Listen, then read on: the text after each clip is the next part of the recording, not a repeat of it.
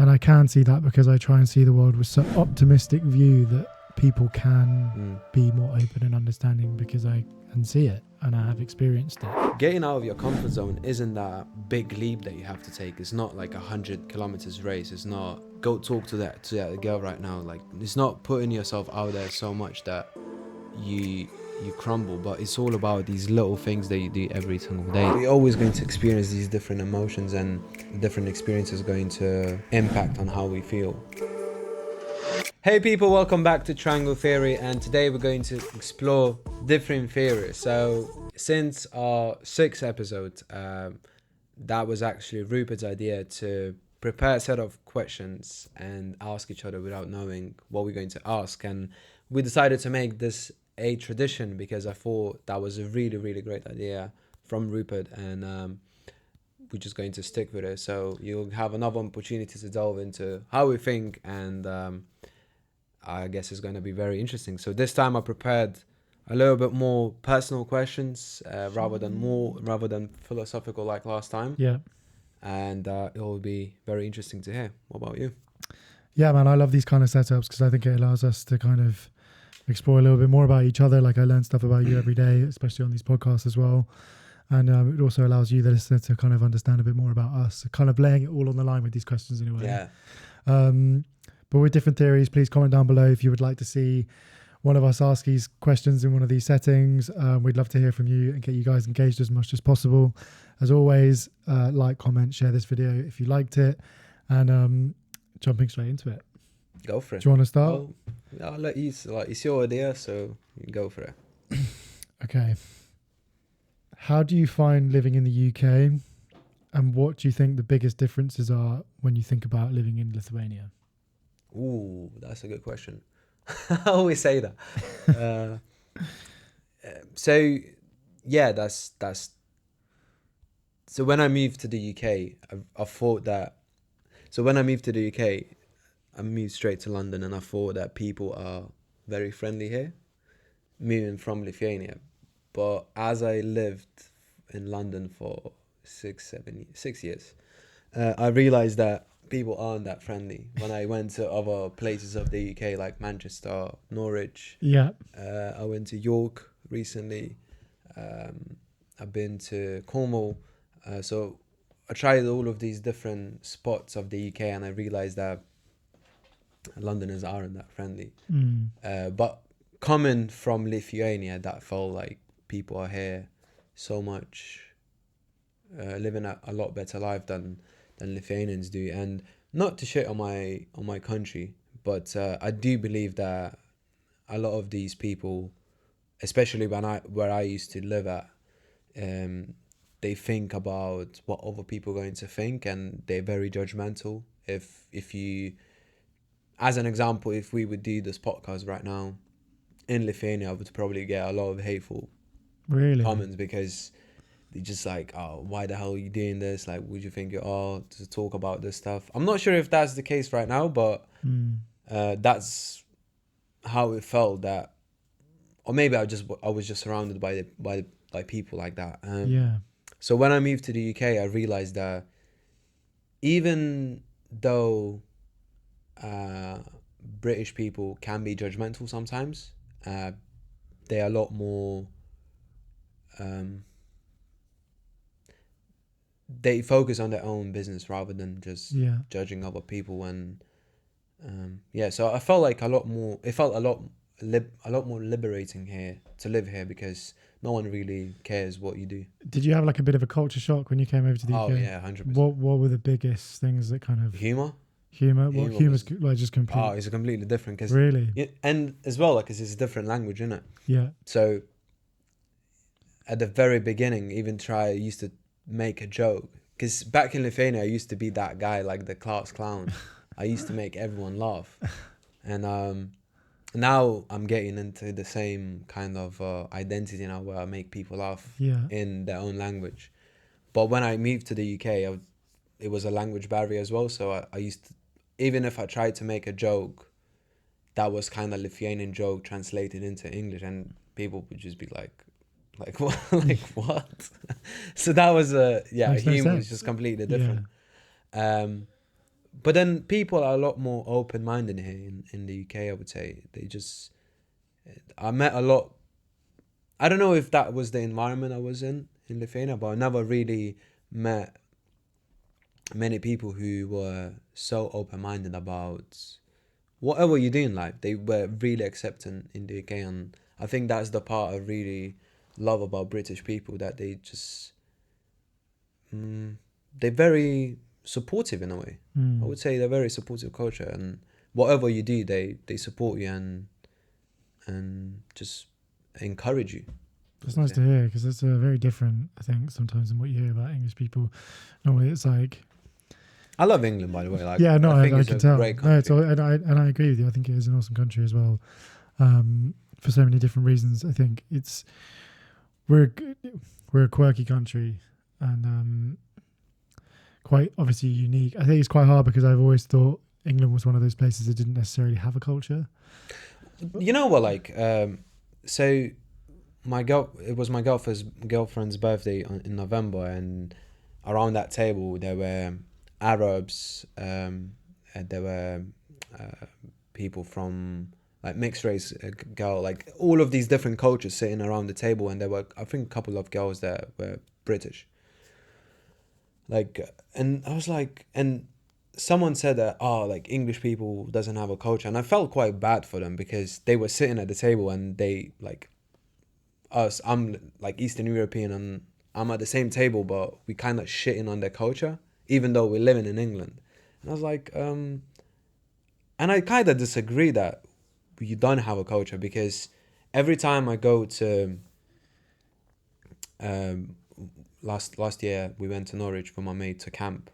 We went through Norfolk Coast Path, and we passed these little villages where there's like 1,000, 2,000 people living, and they have only one pub, only one supermarket, one barber, and they're sitting in this pub and they're talking, and I thought, this is the English culture. Like, this is so unique. These people get themselves to the pub, no matter if they're drinking or just sitting down and just chilling with their friends and watching football or rugby, and you'll never see, like, I felt so cozy in there, even though I was just sitting in this pub having a beer. Yeah. But I was like, this is so amazing. Like, these people just sitting here, they have this little community, and they sharing the same values and the same culture by having a pint and like fish and chips or whatever. It's just... Hey guys, thank you so much for making it this far into the podcast. If you have any feedback, then please let us know, as we always want to make this podcast better. So hearing from you is always a pleasure. Please subscribe to all of our platforms. Get involved at Triangle Theory. If you've got any comments, or if you want to share any topics that you think that me and Konrad would like to talk about, then please get involved. We'd love to hear from you. Thank you so much. It's cool, because I think the one thing I love about London the most is how diverse the culture is here. Yeah, that's another. That's what kind of makes this city so appealing to me. Yeah. It's, having different cultures is kind of really the backbone of what makes this country so unique and so amazing. When I think about sort of English heritage and sort of what it means to be quintessentially British, I am happy and proud to be English. And when I look at sort of culturally, what is that? At first I thought it was kind of hard to see, and England didn't really have a very nice history and all the rest of it. And when I try and think of things now, like you were saying, like those nice little pockets of whether that's sort of going to a pub or hidden gems. Those little hidden gems, or going to parts of the UK where I was like, oh, this doesn't even look like Britain, but actually is a really nice part of the UK. And literally, especially when it comes to food as well, because it's not like, yes, I think in some people relate fish and chips to the UK, but also there's such a huge heritage of food. When I sort of think back to what we have in terms of our resources and what we have seasonally, and that makes up some really great British dishes. Sort of there was this really cool documentary that I watched recently. last year, and it was kind of like it's sort of making up a great British menu in terms of what makes up English dishes, and it was just fascinating to see, especially from a foods perspective, because I never was really interested in British cuisine. When I look at things like sort of like fish pies and jellied eels and things like eating messes and all this sort of stuff, I'm like, actually, that is a part of a culture there, absolutely. and there is that. So it's an interesting one, but it's nice to hear that you've can also appreciate. No, man, I see really the differences. England. I really love England, and I think is an amazing country, and I think people are really amazing. And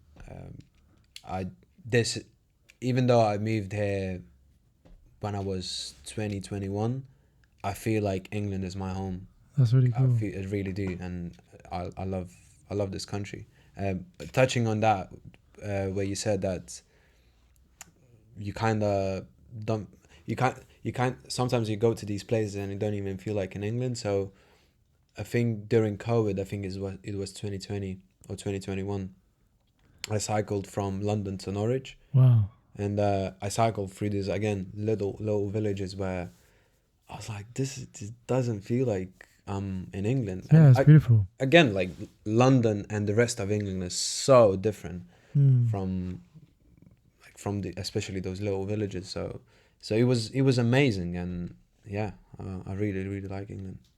Yeah, it's a cool place. I start to love it more and more the more I live here permanently. I think there's definitely parts of the UK where I'd rather live in my later years, maybe. But I think for where I'm at right now, it's cool to be I think for such a small country, we make a lot of noise. Absolutely. We have a great music scene. We've made a huge sort of, in sort of the creative industries, like sort of art and fashion, and we've had some really incredible people. Well, there's in all industries. UK rap now is just world. I think we've started to sort of create these marks, and sort of always have done. But it's nice to see that in terms of where, and I think sort of looking on it all, it is impressive to see, and there are obviously minds in the UK that are very sort of open and outward thinking, and like triangle theory. Yeah, exactly. Like it's sparked from that, and here we are doing it. Even starting a business here, and it is easy to do it to a degree. Like so much more opportunities. Yeah, like you can do things, and you can start things relatively easily here. I remember. Sorry. No, there you go. I remember when I moved to the UK, I was talking with this British person, and he said, and I said, it feels like England is a small America, and he said, no, America is big England. That's interesting. Like, okay, I see your filled point. with a lot more crazy people. Yeah. It's a cool island. I loved it. I remember I didn't have the best kind of views on it, but I learned to love it more. Nice. Yeah, England is amazing. What's your favorite memory from your childhood, and why does it stand out for you?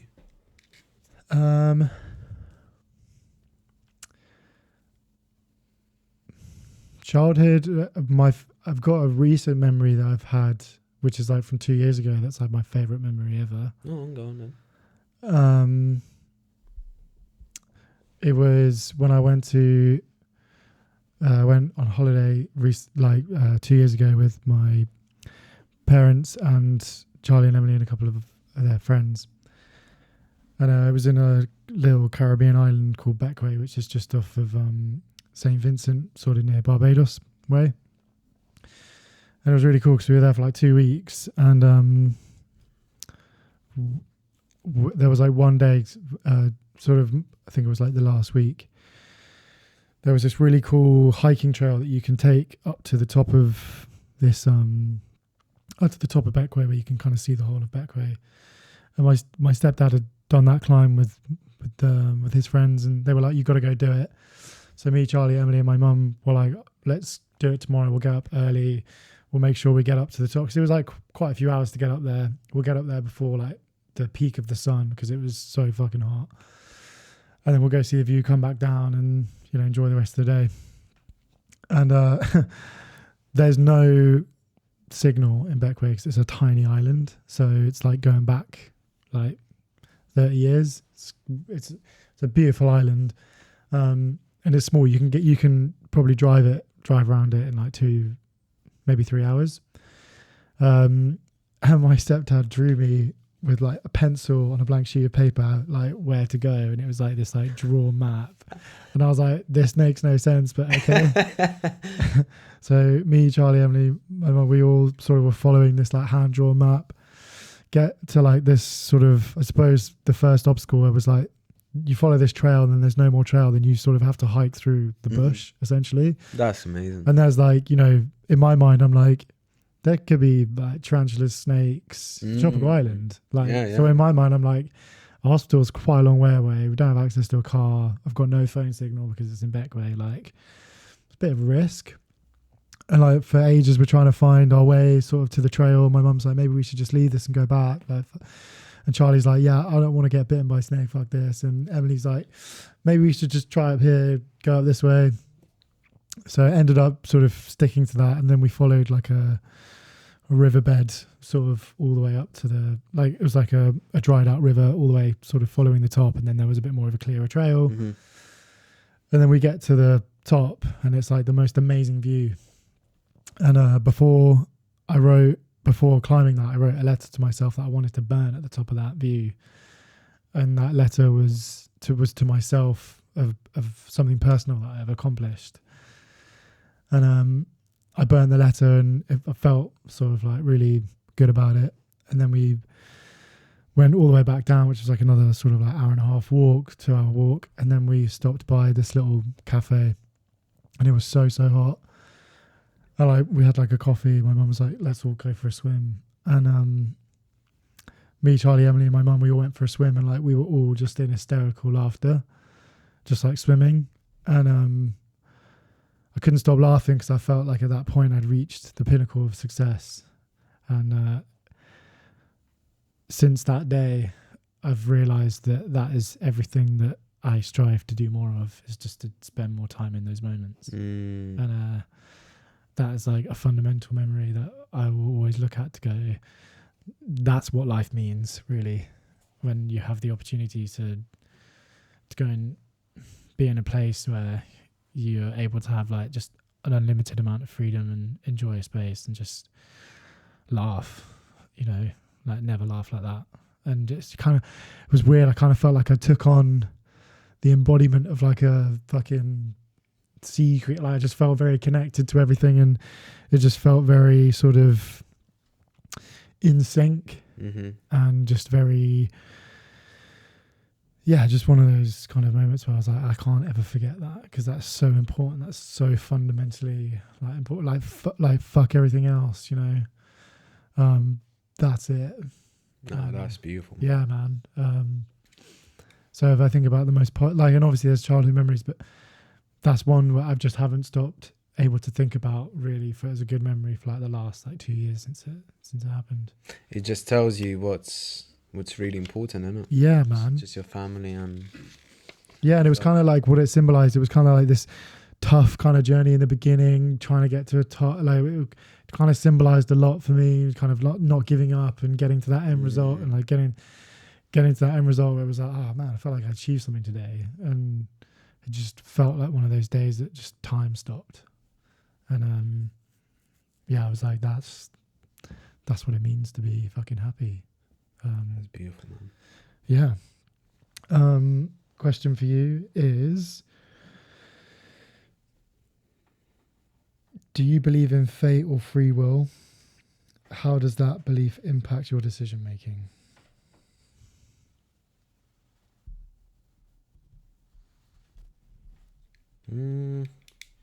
If I believe in fate or free will. Yeah. I feel it's a mixture of things. It's funny because we want to feel like everything we do is we trying to create our own destiny, but whenever something happens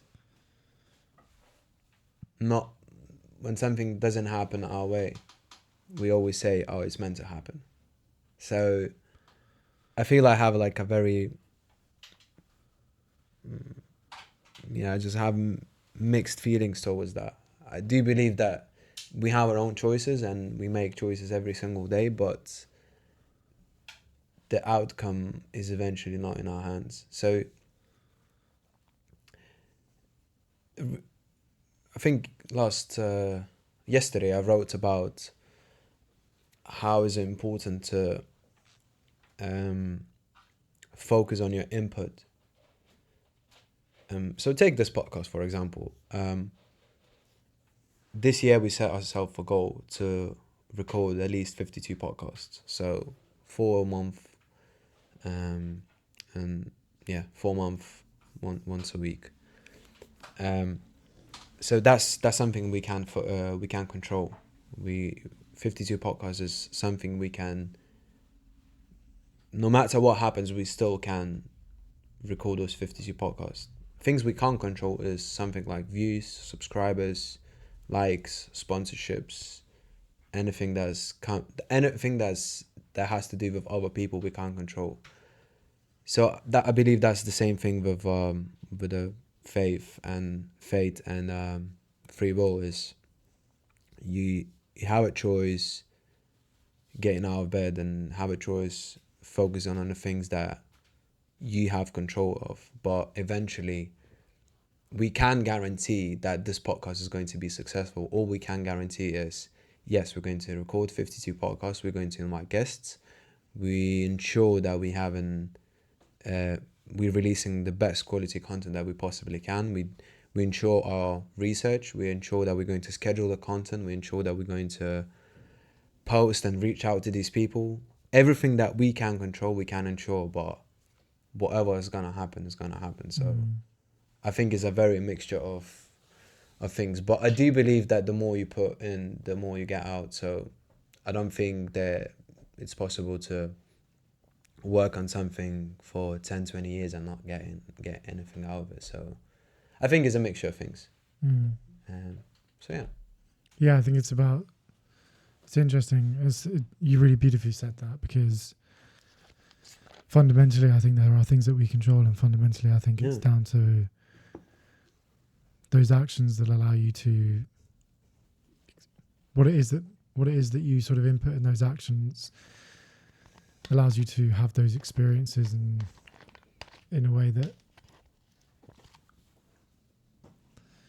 again kind of shapes the way in which you make those actions. And it's kind of one of those sort of loops, in a way. Thank you for sharing that. That was awesome. Thank you. Go for it.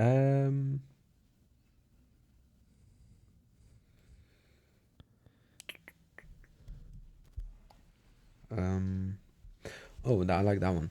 What's the biggest misconception people have about you? People have about life, sorry. The biggest misconception people have about life.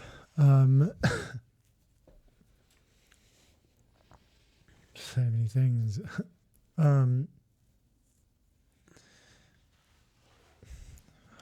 Look at where we're at now. We're not collaboratively working with each other. We're not loving one another. I think that we live in a world where there's still so much divide and difference, and I think we're on the track to really sort of losing ourselves, which is a shame, because I think a lot about this podcast and why in which I want to try and do it is trying to get people to open their mindsets up a little bit to be more loving of themselves, that hopefully will allow them to be loving of one another. I think there's so much sort of influence in this world that tells you that life is a really horrible experience and that you should not enjoy it. And I think there's still very tribalistic views, and still there's so much hate and dishonesty and discrimination and war, and that's come down to people's personal, people making decisions that benefits them and not all, and I wish it wasn't like that. I wish it could be more of a society that's more forward thinking, that sort of looks more outside the box and goes, because what's more terrifying, that we aren't the only life form in existence in this universe, or that we are. I think either way we have to be really fucking careful and hold it with such precious intent in everything that we do, to be able to understand and go, wow, this is really fragile, what we have, and we're so lucky to be able to experience this, that we kind of treat it with the most sort of like, I don't know, I feel like we don't treat this experience with the gratitude it deserves. Like, there's no guarantee that you and I will have this experience again. We might do if certain things are right, whether that's sort of like reincarnation, or if you believe in sort of life after death, or I know that's something that we want to talk about. But I think that that's what's wrong, because you still see things every day, that don't allow the full human potential to exist. At the end of the day, there is still death and deceitfulness, and people not wanting to change because they're not ready or open to hear what other people have to think. And that's what doesn't allow the human to succeed. And I don't know if that's going to be at the end of our, I don't know if that's going to do what's kill us in the end, and maybe we were just too sort of in our own way to be able to become more of a forward-thinking civilization. I think that's why I'm so interested in sometimes people like Graham Hancock, because it kind of brings you back to that thought of maybe there was a civilization that existed that did have that mindset. And I can see that because I try and see the world with such a optimistic view that people can be more open and understanding, because I can see it and I have experienced it. Humans are emotional, and for good and bad reasons.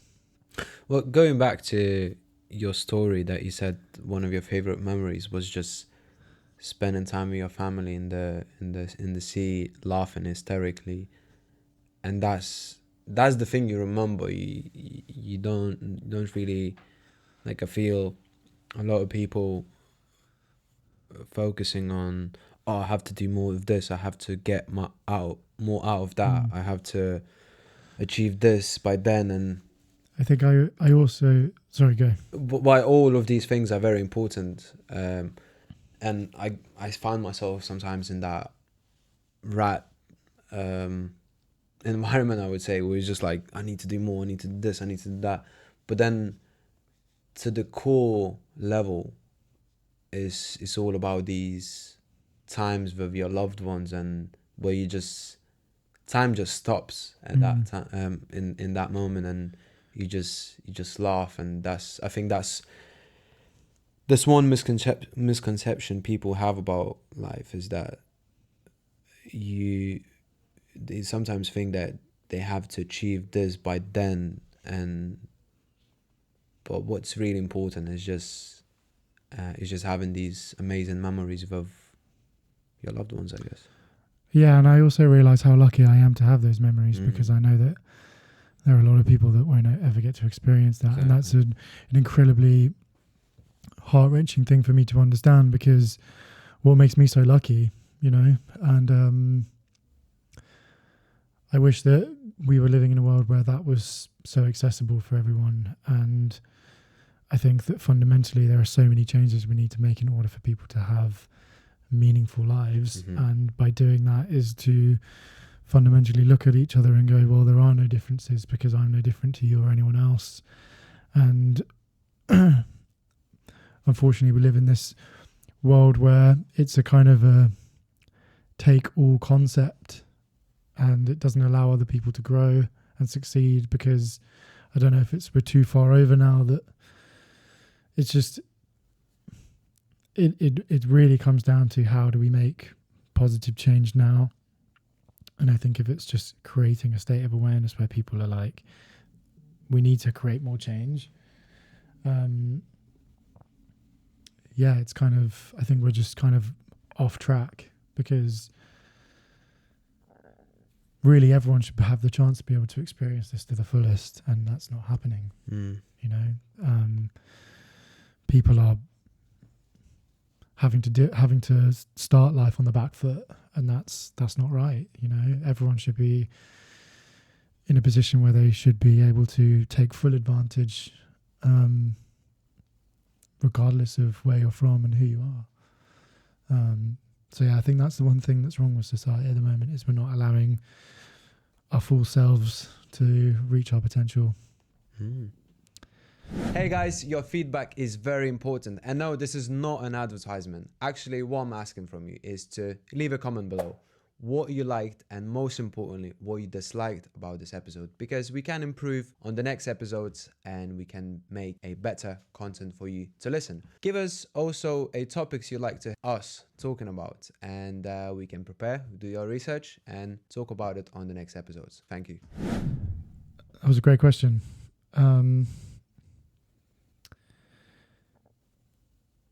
Bit more of a personal one. Did you feel like you grew up without a male role model? And what was that like? Yeah, I didn't have a dad, so that's 100%. I never really, well, my role model was my brother, I guess, but he was away a lot of the time, so I never really had him close to me. So that was the only one person I could lean on, but he wasn't there. So I guess my first role model was, I mentioned, I think in the previous podcast, that previous episode, that was my conductor. And I remember I told you I have to reach out to him, and I actually messaged him a week ago, and we had a just chat. It was just really, really nice.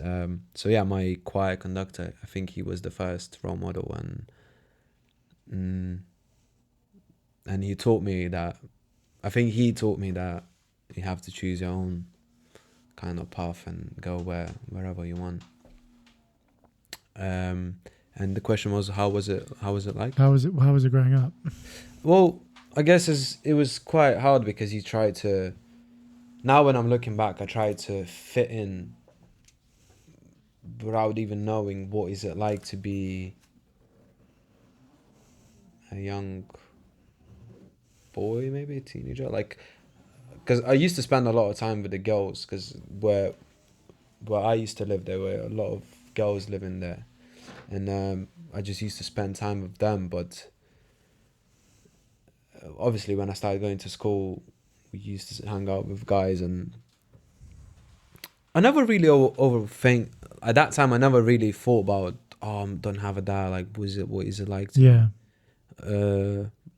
my mum then met this guy who was my stepdad, who was really, really cool, but then he passed away. So that was again like a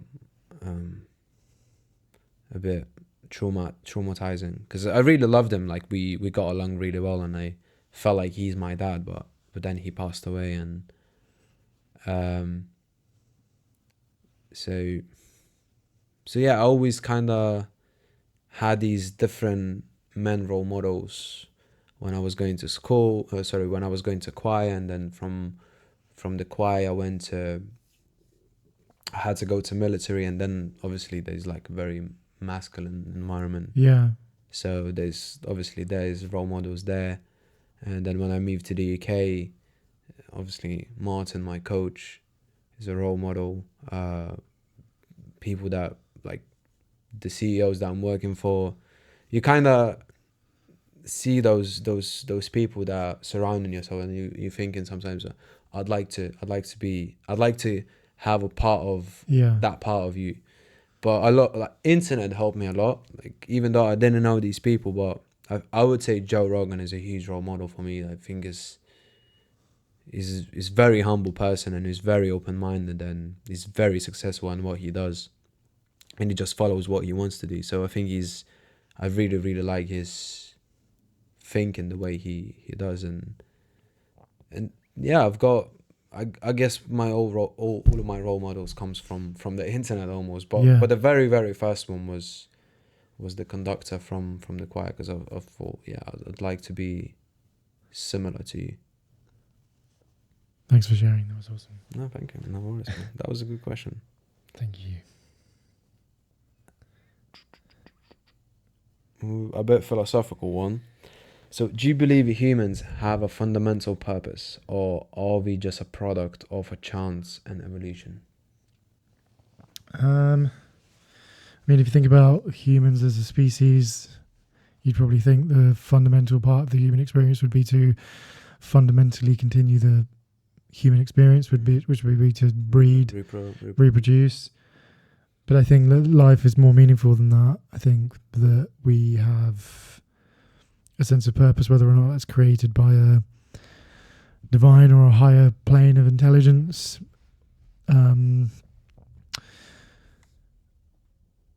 I think that there is more meaning to this experience, for sure. I think everyone kind of feels that. It's funny because I felt more unhappy when I was sort of taking on more of an atheist belief than I did now kind of believing in something. I think believing in something gives you a bit more sort of larger perspective meaning to what this is, because I think that just believing that this is only guaranteed kind of makes you think that this is it and there's nothing else. But when you sort of start looking outward and going, maybe there are sort of other experiences beyond this that allow you to transition into, whether that's sort of like looking at heaven or a different dimensional plane or joining another sort of sense of divinity or reincarnation or whatever it might be. I think there's something quite fundamental to the human experience by believing in that allows you to kind of appreciate this one more. So when I think about sort of the purpose, I think the purpose is to understand yourself in a way that allows you to know your why in which you want to do things, allows you to be more authentic, and allows you to express your true self. Because I always think that your body or your physical is just a vessel in order for your soul to experience. So when I think about what experiences am I having that's helping my soul grow, those are the kinds of things that I feel will benefit me even after this life, and if that makes sense. What experiences do you have in mind? Like what helps your soul grow? Well, whether that's sort of like going through tough times. Do you have an example? Yeah, like I think if you could, any state of adversity that allows you to kind of push your capabilities, that gives you more of a confidence and more of a sort of a self-belief that you can do things. And I think once you believe in yourself, you can believe that anything is possible. And I think when you kind of believe anything is possible, you sort of start to come out of this loop where you're not so focused on the day-to-day, you're sort of focusing on sort of outward perspectives of things. It's kind of like what we were saying in the first episode with purpose, sort of just living to your why in which you want to do things. And when I think about anything outside of that human experience, fundamentally having a belief that exceeds this sort of physical, it's like I think they're doing studies now where they're putting sort of patients under sort of secretions of like DMT and sort of hours, isn't it? Yeah, and sort of having these sort of out of body experiences that aren't connected to a physical. And then if you look at sort of shamanism and how interesting those experiences are through sort of medicines, it sort of, you have a different view on this physical plane. You sort of start looking at life that actually maybe there's more to it than just day-to-day continuation of a species. I've just got to find someone and populate. It feels more real than that. It feels more spiritual than that. I think that's when you've got your logical brain, your emotions, your thoughts, your spirituality. I think those all coincide with fundamentally what it is that we What is it to be human? Yeah. What is it meant to be human? Well, I think being human is connecting with one another, connecting with yourself, having a identity, having a purpose, having a reason why to do things, and wanting to give a legacy and spread that positivity, and then looking at the next sort of after your experience and being okay with sort of leaving this behind and going on to something else. It's like another journey for sure. Nice, man. Question for you.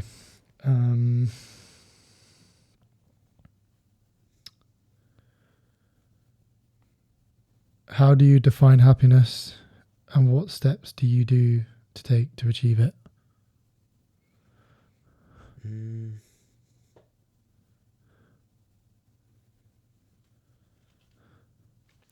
I feel like happiness is just I don't want to say an emotion, but a stage of life, and you go through through those different stages of life. So sometimes you feel sad, sometimes you feel happy, and I don't think that should be a sole purpose to focus on. That all I want to do is just to be happy, because that's like we humans, in it. Like we're always going to experience these different emotions, and different experiences going to impact on how we feel. So yes, I want to be happy, and I feel being happy is being true to yourself, being true to your values, and as long as you're focusing on that, is gonna take you there, I guess. I'm pretty happy with who I am as a person, and I feel like that's the main goal. In terms of your sort of steps to achieve it, are there any fundamental steps that you take in order to get to that place? Absolutely. So I guess when it comes to doing certain things, like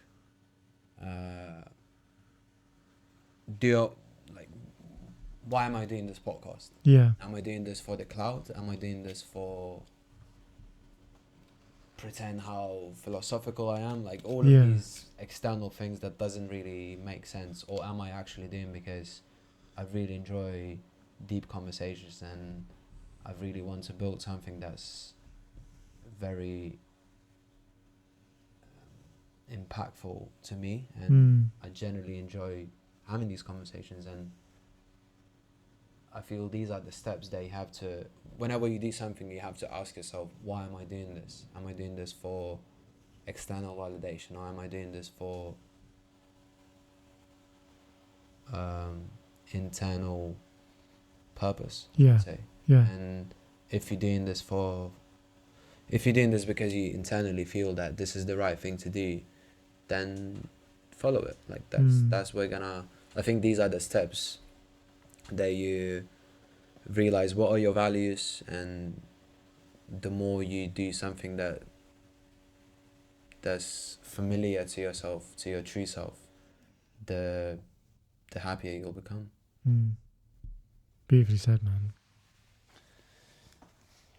Is it me now? I think it's you, yeah. That's a good one. So if you could know the absolute truth to one question, what would you ask? That's a great one. If I could know the truth.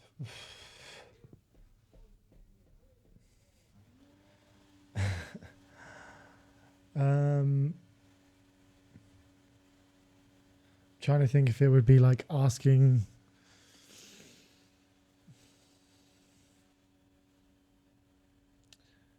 It's funny because like I feel like I want to ask these questions, but I already feel like I know the answer to them in some way.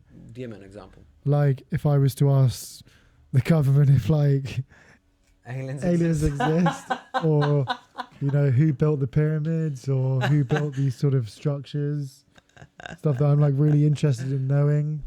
What about if what exists? Yeah. The thing. These type of questions. What about? Yeah, probably being like, is what exists outside of this plane, you know. Yeah. Although, like, knowing if aliens exist would be. Well, that'd be enough for me to kind of, that would be enough for me to be like, okay, I kind of have a bit more. I can die. Bro, fuck. It would probably have to be like, you know, is are we following the right religious practices? Like, who's right? You know, because someone's got to be wrong. Right? Yeah, absolutely. Someone is wrong. Absolutely. Someone had got this wrong. Yeah. You know, where did that all stem from? You know, I'd probably be like, you know, is our depiction of God real? Explain the truth to me in that, because I think it would just answer so many questions, and you would just be like, well, none of this matters. But I kind of already think like that anyway. I kind of already feel like nothing really matters, really. You know, at the end of the day, we're all going to die. And I think that's kind of why I look so, that sort of stoicism quote where it's kind of, you look at death on a daily basis, because death is around the corner, and it can be at any moment. It can be taken away just as easily as it's given. You know, that's just the cruelty of life, but also there's beauty in that.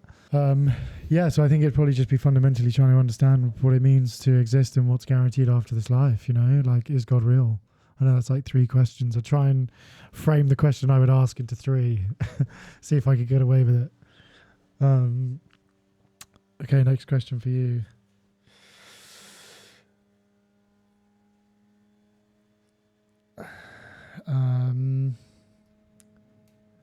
What are your greatest fears or insecurities, and how do you cope with them?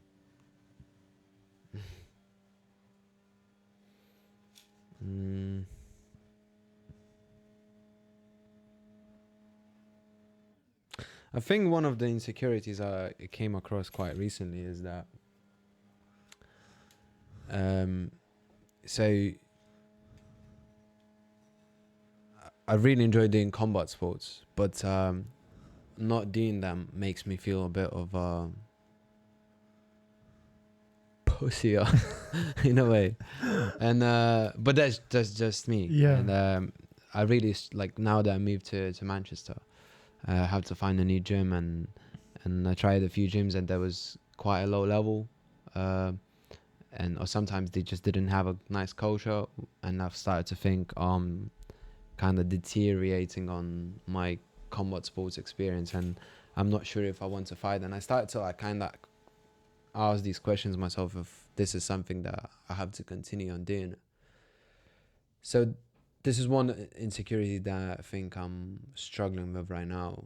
Not that I'm struggling, it's on my mind for a while, and I'm not sure if I really want to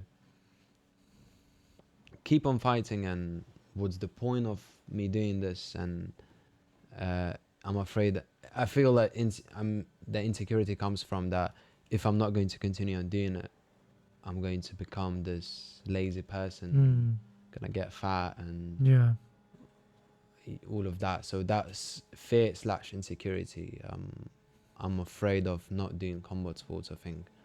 Do you think kind of not doing combat sports opens up the potential for you to kind of not hold yourself in the sort of my old self? Kind of, you revert back to someone that you know that you're not. 100%. And I feel like I have more time to spend on a podcast now, and I work a lot more on the podcast, and I really enjoy that. But at the same time, that old self keeps on dragging me back. Just don't go do martial arts, go do Muay Thai, go fight, go do this. And so this is something I'm battling right now, but it's just a process like everything. And in a few months' time, I'll realize what's truly important. Yeah, it's really interesting, because it's leaning into the things that you love and enjoy so much, but also for them not to make up your identity. Exactly. So that's another thing, because I attach my identity to a person who does fights or does combat sports, and now I'm not doing that anymore. I'm like, I'm becoming this, because I felt very, very disciplined when I do combat sports. It's like diet, and not that, like, to be honest, 2024 I eat the healthiest I've ever. You're the most disciplined person I know. Thank you, man. Like I told Charlie that the other day. I was like, I've never met anyone that's so prepared to just be like, just cut the noise. Like watching you post that thing about the sweets thing, I could never do that. Honestly, there would be at some point I would slip. That's why I've never done a New Year's resolution about not eating chocolate or anything like that. But you just have this discipline where you're just like, and I knew that because when you told me about the stairs, where you were like, it's just little things like that where you make these challenges for yourself. It puts you in that mindset of, I am this person that's capable of achieving this because I've got the mindset. Thank you, man. That's you've really, got really that kind of you. 100%. Really, really kind of you. It's funny because I was writing about that yesterday as well. That, you know, when we talk about getting out of your comfort zone, and it's funny because I realized that yesterday. I was going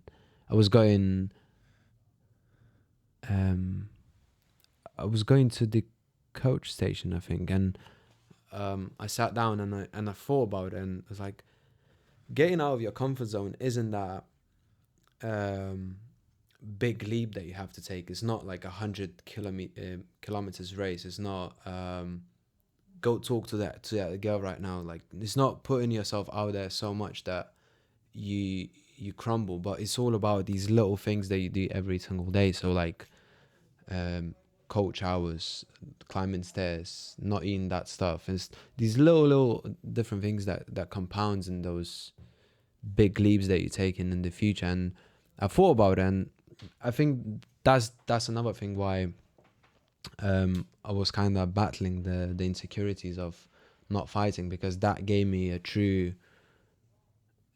discomfort when it comes to like fighting and going through these fight camps and dieting and all of that. And I was like, I'm not doing this, so probably I'm becoming this lazy person, which I really don't want to become. And but then I realized that it's those little things that's really important in every day of your life. Like, even though you're sitting down at work, and there are times where I could just kind of do less, but still write that I'm doing enough. But it's just like, I'm not that person. Like, I have to do what I say I am. It's not about pretending that I'm doing these things. It's just for me. Like, I have to tell that I'm telling that story to myself. So I don't want to start lying to myself, so people could think that, oh, he's that person, but I'm actually not. Yeah, you know what I mean? Like, yeah, of course. So that's the one. It's just all about these little things that you do every single day. I've got another like little sub question, just I want to ask you, so I'm really interested.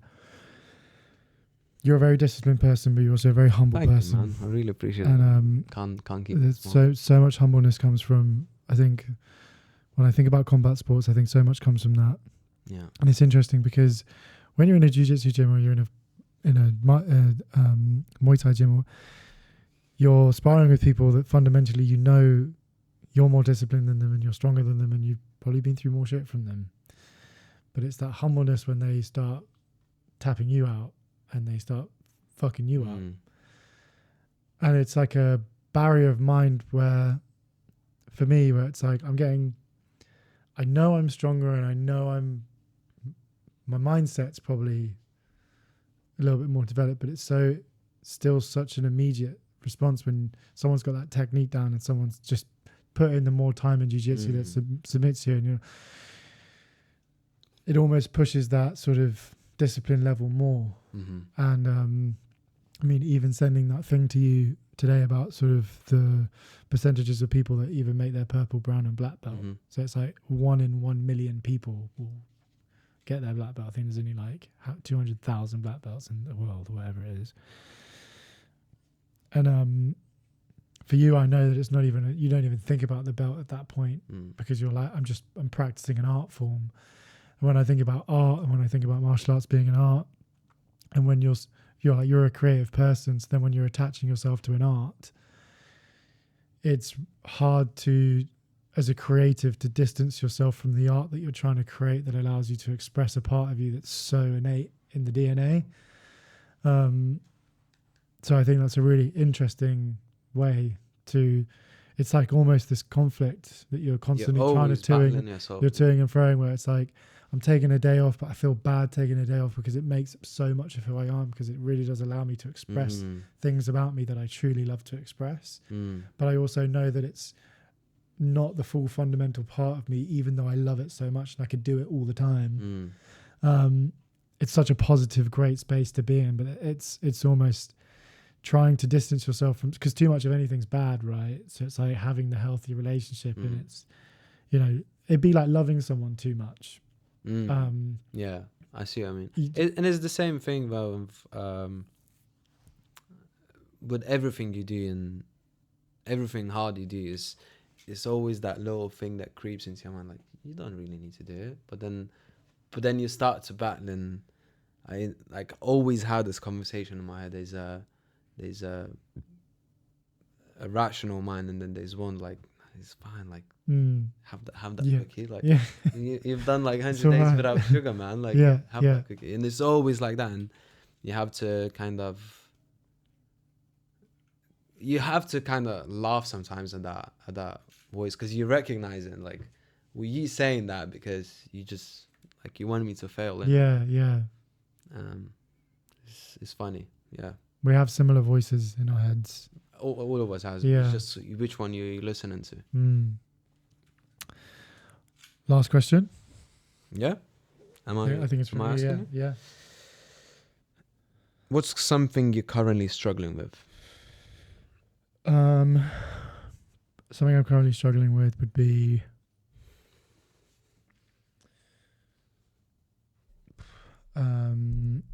trying not to seek validation from partners. I think I still find myself in that battle a little bit. You pleasing yourself. You're pleasing people. Yes.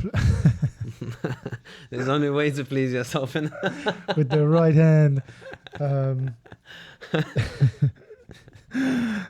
Put one on one shoulder and put one on the other shoulder.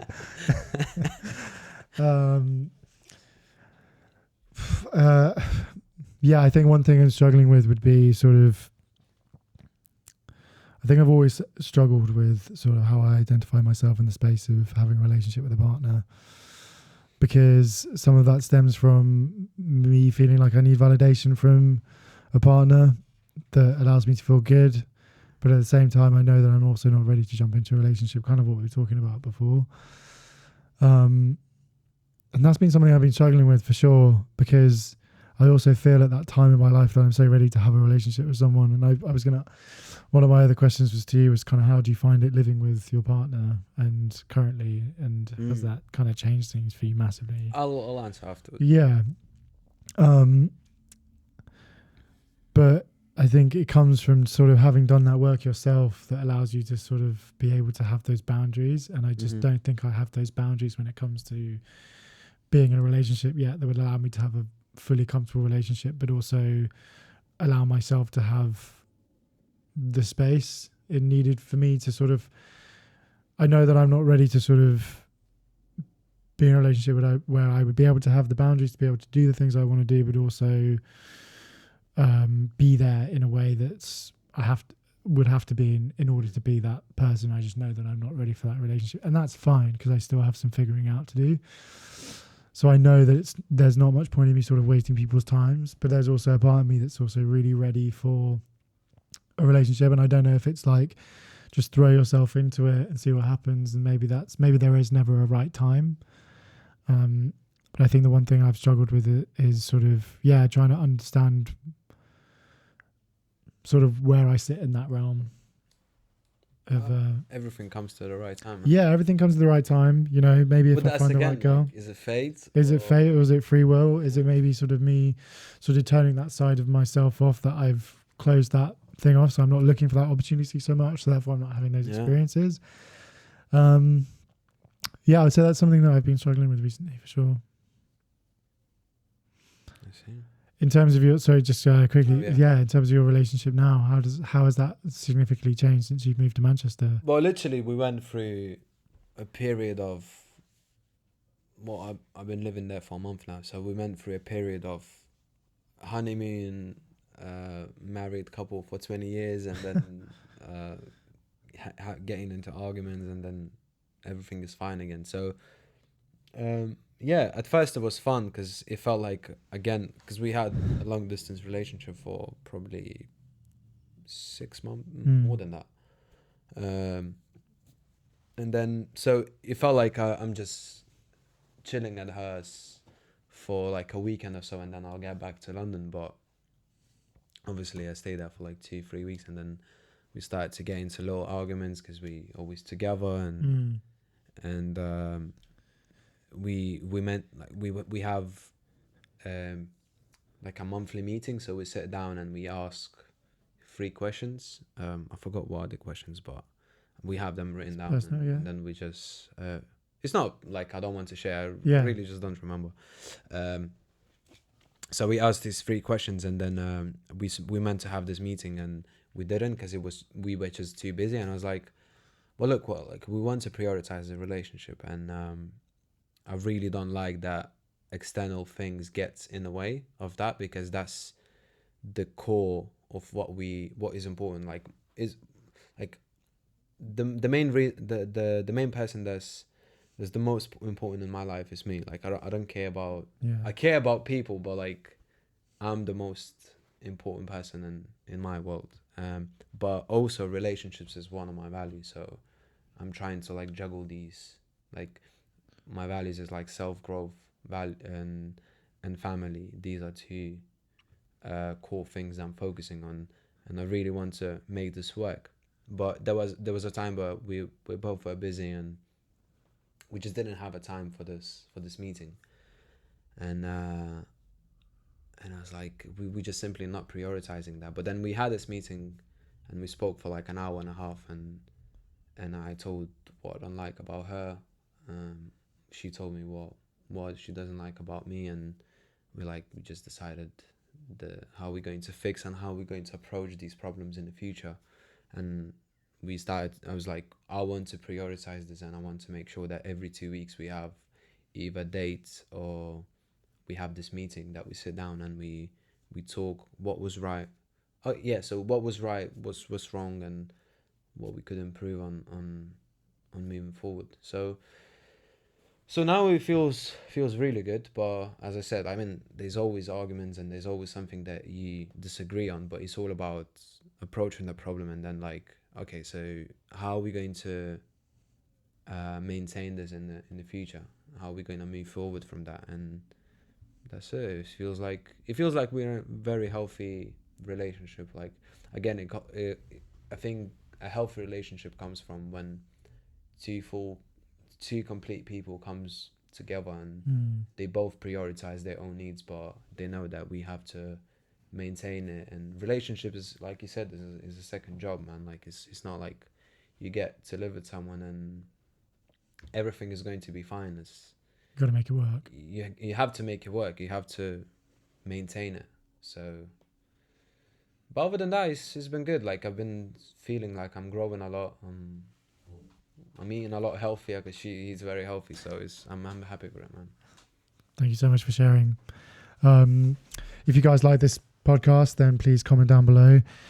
Let us know. Sorry, go for it. If you didn't like it, tell us what you didn't like, because I feel when you tell what you disliked, we can improve on it and make a better content for you. So your feedback is very important, but it's more important to know what you disliked. Absolutely. As always, if you've come this far, thank you so much for listening. Please follow us at Triangle Theory. It's on Instagram, links down below, and we will see you in the next one.